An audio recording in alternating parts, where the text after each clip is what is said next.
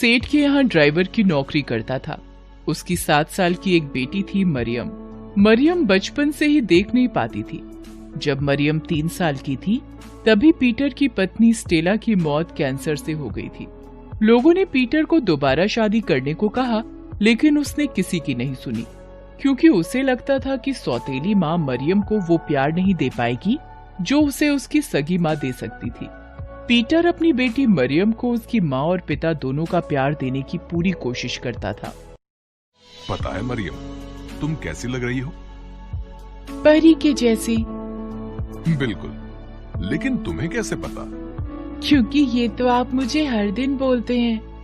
पापा, काश मैं भी देख पाती तो मुझे पता होता कि परी कैसी दिखती है। मरियम की बात सुनकर पीटर की आंख में आंसू आ गए। वो उसे गले से लगा लेता है। पीटर हर दिन मरियम का नाश्ता बनाता, उसे तैयार करता, फिर वो ड्यूटी पर जाता। ये सब करने में उसे कभी कभी देर भी हो जाती, लेकिन उसके सेठ बहुत अच्छे थे। वो उसकी परेशानी समझते थे, इसलिए उसे कुछ नहीं बोलते थे। क्रिसमस के कुछ दिनों पहले की बात है। सेठ जी कुछ दिनों के लिए विदेश गए हुए थे। इस कारण पीटर सेठ के बेटे की गाड़ी चला रहा था। एक दिन पीटर ड्यूटी पर लेट पहुंचा। सेठ का बेटा और पीटर कार के पास खड़े हैं। मतलब तुम तो हद करते हो पीटर।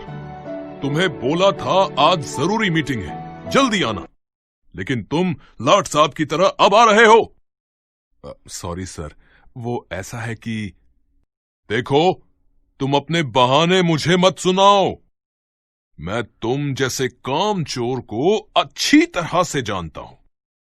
पगार पूरी चाहिए, लेकिन काम आधा करना है। ऐसा नहीं है सर। देखो, मुझसे बहस मत करो। मैं अपने पापा की तरह बिल्कुल नहीं हूं। मुझे तुम्हारे जैसे ढीले लोग मेरी कंपनी में बिल्कुल नहीं चाहिए। तुम आज ही अपना हिसाब करो और कहीं और काम देख लो। प्लीज सर, ऐसा मत कीजिए। मुझे नौकरी से मत निकालिए। तो क्या तुम्हें मुफ्त की पगार देता रहूं? चलो निकलो यहां से, चलो निकलो। क्रिसमस के पहले पीटर की नौकरी चली गई। उसने दूसरी नौकरी के लिए बहुत कोशिश की, लेकिन उसे कोई भी नौकरी नहीं मिली। ये बात उसने मरियम को नहीं बताई थी, लेकिन मरियम को अंदाजा हो गया था।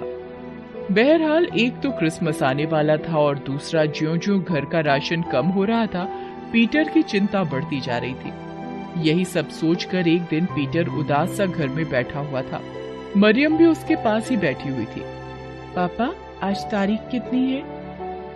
23 दिसंबर है बेटा। अरे वाह, इसका मतलब 2 दिन बाद क्रिसमस है ना? हाँ बेटा, तुम्हें कुछ चाहिए क्या क्रिसमस पर? नहीं पापा, मुझे कुछ नहीं चाहिए। अरे ऐसे कैसे नहीं चाहिए? क्रिसमस साल में एक बार आता है बेटा। मैं तुम्हारे लिए एक नई स्वेटर ले आऊंगा। ये स्वेटर बहुत पुरानी हो गई है और देखो तो फट भी गई है। फटी तो है, लेकिन मैं काम चला लूंगी ना। बस आप ड्यूटी से जल्दी आ जाना। पिछले साल भी पीटर ने मरियम के फटे स्वेटर को देखकर उसे नया स्वेटर दिलाने का वादा किया था। उसके लिए पैसे भी जोड़ रखे थे, लेकिन जब वो मार्केट पहुंचा तो वहाँ बहुत भीड़ थी और उस भीड़ में किसी ने उसकी जेब काट ली। वो बेचारा खाली हाथ घर आया था। इस बार भी क्रिसमस पर वो अपनी प्यारी बेटी को कुछ नहीं दे पाएगा, ये सोचकर उसकी आंखों में आंसू आ जाते हैं। वो चुपके से फूट फूट कर रोने लगता है। तभी उसके पास मरियम आती है। पापा, आप रो रहे हैं ना? नहीं तो। आप झूठ बोल रहे हैं पापा। माना कि मुझे दिखता नहीं है, लेकिन आपके आंसू मैं देख सकती हूँ। क्या बात है पापा, आप क्यों रो रहे हैं? मुझे बताइए ना।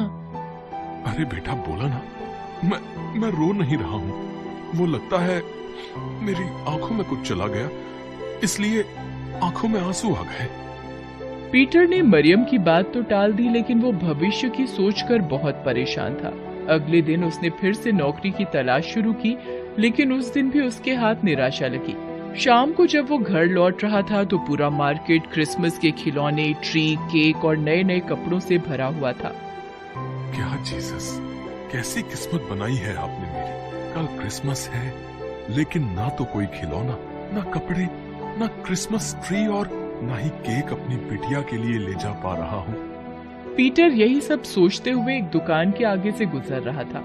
उसे दुकान के बाहर एक बहुत सुंदर लाल रंग का स्वेटर दिखाई दिया। वो मन ही मन मरियम को वो स्वेटर पहने हुए देखने लगा, लेकिन ये सच तो नहीं था ना।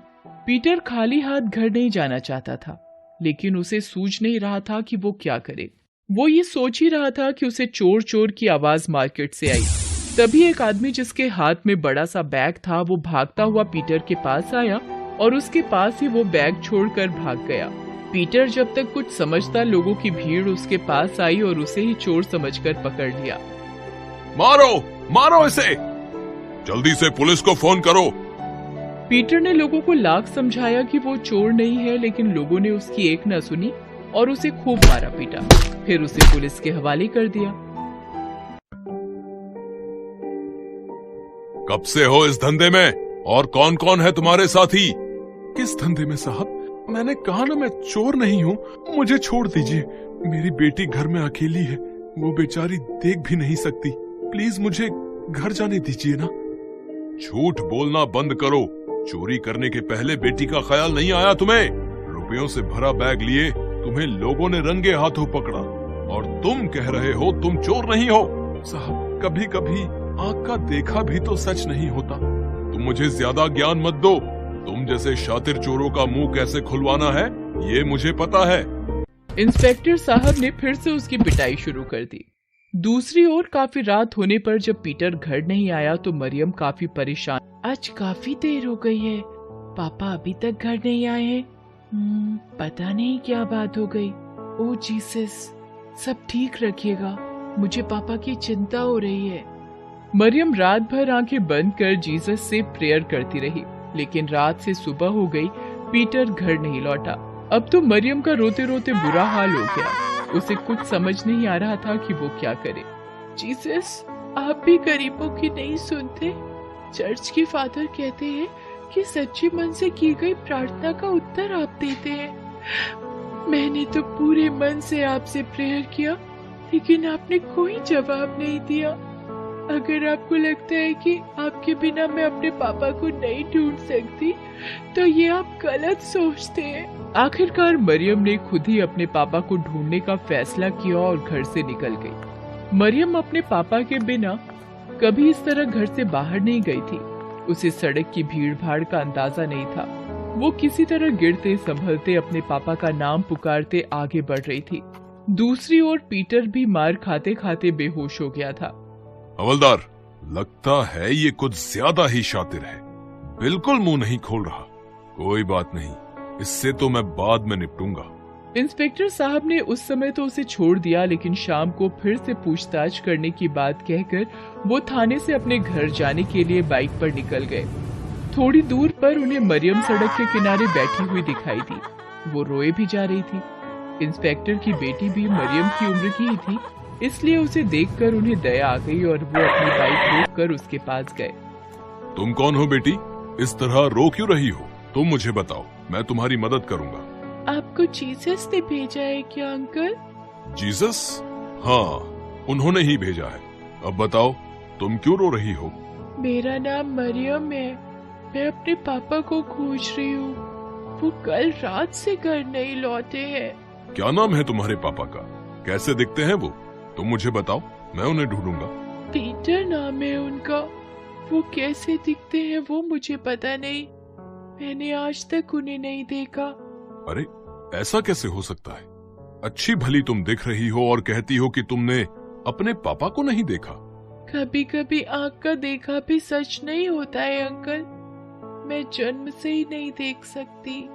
इंस्पेक्टर ने जैसे ही मरियम की ये बात सुनी कि कभी कभी आँख का देखा भी सच नहीं होता है, उसे थाने में बंद चोर की याद आई। उसने भी बिल्कुल यही बात कही थी। उसे ये भी याद आया कि उसने कहा था कि उसकी बेटी जो देख नहीं सकती वो उसका इंतजार कर रही होगी। ये सब सोचकर इंस्पेक्टर को बहुत ग्लानि महसूस होने लगी। वो मरियम को अपनी बाइक पर बिठाकर थाने ले आया। इंस्पेक्टर पीटर को हवालात से बाहर निकालता है। साहब, आप फिर से मुझे मारेंगे? मुझे मत मारिए ना, मैंने सच में चोरी नहीं की है। प्लीज मुझे घर जाने दीजिए। अरे, मैं तुम्हें नहीं मारूंगा। मैं तो तुम्हारे लिए क्रिसमस गिफ्ट लेकर आया हूँ। Christmas gift? इसके बाद इंस्पेक्टर ने मरियम को आवाज लगाई। पुलिस थाने में मरियम को देखकर पीटर को अपनी आंखों पर भरोसा नहीं हुआ। उसने दौड़कर उसे गले लगा लिया। अरे मेरी परी यहाँ कैसे आ गई? मुझे ये अंकल लेकर आए हैं पापा। हम तुम्हारे पापा को यहाँ गलती से ले आए थे बेटा, इसके लिए मुझे माफ कर देना। अगर किसी निर्दोष को सजा मिल जाए तो ये कानून की कमी है, लेकिन शायद जीसस को ये मंजूर नहीं था, तभी तो मरियम तुम्हें खोजने निकली और इसकी बातों से मुझे पता लगा कि तुम झूठ नहीं बोल रहे थे। I am sorry. शाम को पीटर मरियम के साथ चर्च गया और दिल से प्रार्थना की। आखिर जीसस ने उन्हें बड़ी मुसीबत से बचाया था। शाम को इंस्पेक्टर साहब भी चर्च आए थे। उन्होंने उन दोनों को मैरी क्रिसमस तो कहा ही, साथ ही एक बड़ी खुशखबरी भी उन्हें दी। पीटर, हमारे पुलिस विभाग में ड्राइवर की नौकरी की वैकेंसी निकली है। मैंने तुम्हारे नाम की सिफारिश की है। बस तुम्हें ड्राइविंग टेस्ट में पास होना होगा। पास कर जाओगे ना टेस्ट? जरूर पास करेंगे सर। पीटर ने ड्राइविंग टेस्ट पास कर लिया। अब वो पुलिस विभाग में ड्राइवर के पद पर काम करता है। इस क्रिसमस उसे ऐसा गिफ्ट मिला जो वो अपनी पूरी जिंदगी